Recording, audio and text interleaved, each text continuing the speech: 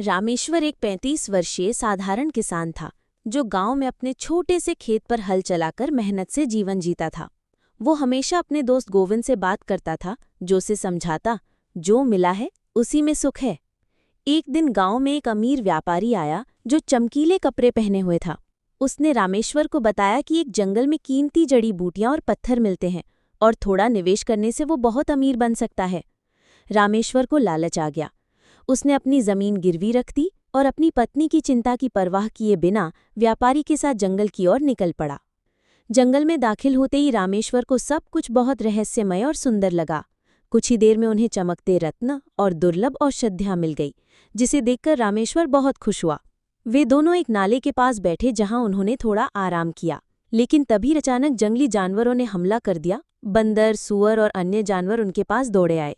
रामेश्वर डरकर भागा। उसका सारा सामान गिर गया और कपड़े भी फट गए। किसी तरह वो अपनी जान बचाकर जंगल से बाहर आया और थका हारा गांव लौट आया। उसका शरीर धूल मिट्टी से भरा था और चेहरा निराश। गोविंद ने उसे फिर से समझाया कि अगर उसने लालच नहीं किया होता तो वो इतना नुकसान नहीं झेलता। रामेश्वर ने अपनी गलती स्वीकार की और फिर से अपने खेत में बीज बोकर जीवन की नई शुरुआत की। अब वो गांव के लोगों को समझाता है कि संतोष में ही सच्चा सुख है और लालच केवल दुख और पछतावा लाता है।